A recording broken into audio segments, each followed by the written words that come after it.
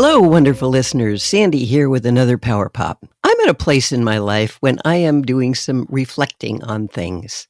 It's just the time when you look back and reevaluate all kinds of things. One of the things that I've been looking at is friendships. Friendships are one of the most enriching parts of life. It's not just about having people to spend time with. It's about connection, mutual care, deep understanding, and knowing that someone else sees you for who you are and chooses to love you and appreciate you and stand by you. At its best, friendship is a source of joy and strength and belonging. But like all relationships, friendships can be complex, painful, and even damaging. Knowing how to nurture healthy friendships and how to care for yourself when they go wrong is a really important part of your emotional well-being. When you have a friend, it's more than a casual interaction. It's a voluntary relationship grounded in trust, empathy, shared experiences, and reciprocity. Good friends provide emotional support, challenge you to grow, and help you feel less alone in a chaotic world. Unlike family or romantic relationships, friendships often don't come with clear rules or expectations, and that can be both a freedom and a challenge. There are several different kinds of friendships. There's lifelong friends who know your history. I have a couple of those. We went to elementary school and high school together and are still dear friends to this day. I treasure those two people, and it's interesting when we get together. It's just like we've never been apart. Then you have situational friends who you bond with during certain parts of your life. I used to have friends when I was raising young children who also had young children, and we bonded over parenting. As our children grew and went off in their own ways, our friendship seemed to wane a bit until it wasn't existing anymore. You also have situational friends that you might make at work or in some group or club you're in. As long as you have your common bond, you have a great friendship. If that bond changes, then the friendship might dissolve.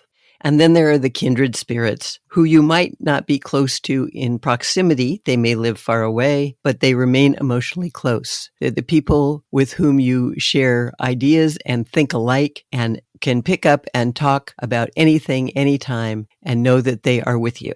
Friendships are important because we're human, and humans are wired for connection. Friendship satisfies your psychological and sociological needs. Studies show that having strong social ties can reduce your stress, lower the risk of depression, and even extend your life expectancy. Friends help you regulate your emotions, offer perspective, and provide a sense of belonging that is crucial to your mental health. When life gets hard with grief, illness, breakups, and whatever life throws at you, if you have good friends, they're the ones who help you make meaning out of the pain and remind you who you are when you've forgotten. Unfortunately, sometimes friendships can go wrong. Over my lifetime, people who we were very close for a while, I realized later they were situational friends, but for whatever reason, they just faded away, even when I reached out, and I never quite understood that. It's important to understand that maybe it's not you. That friendship has run its course. So how can things go wrong? If you're the only one making an effort and the other person takes and takes and takes, then when you stop giving because you're drained, the friendship will die. And in a way, that's a good thing because it's not really an equal friendship to start with. Friendships can also go wrong because of jealousy or competition. If you are working with somebody who's your friend and you get promoted and they don't, even though you're not thinking you're any better than they are, they feel like they are less than or like you're looking down on them or they are just jealous, that friendship will often fade away. Also, friendships can go wrong when there's a lack of boundaries. If one person is overly dependent on the other or lacks respect for your personal space, doesn't want to give you any time alone and expects you to be there for them all the time, it is an unhealthy friendship if there are not boundaries. And sometimes people just grow apart. People change, lives change, and the friendship doesn't change with them. Often in my life, people have just moved on or I have moved on, and our circumstances were different than when we became close, and we fade apart.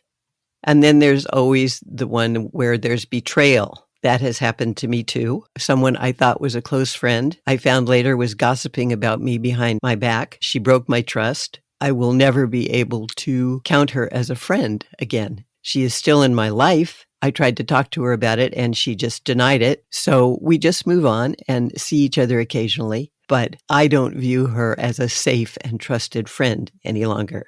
The end or breakdown of a friendship can be just as painful as a romantic breakup, sometimes even more so because you might not be prepared for it. So after a friendship falters, you're faced with a decision. Do you want to try to repair it, or are you ready to let it go? If you want to rebuild it, you can reach out with honesty and vulnerability, listen to their side without defensiveness, reestablish trust through small and consistent actions, and pay attention to how they respond to these things, remembering that not all friendships can be mended and some are not worth the effort. And if you need to let it go, do it with clarity and kindness. Have an honest conversation, if possible, to clear the air so you can both move on. Honor what the friendship gave you and give yourself permission to move forward without guilt. When a friendship has become toxic, distant, or just ends, it's important to take care of your emotional health. First of all, acknowledge the pain. It's okay and important to grieve. You've lost a friend, and that can shake your sense of identity and stability. And then reflect without blame. Try to understand what happened without turning the narrative into it's all their fault or it's all my fault.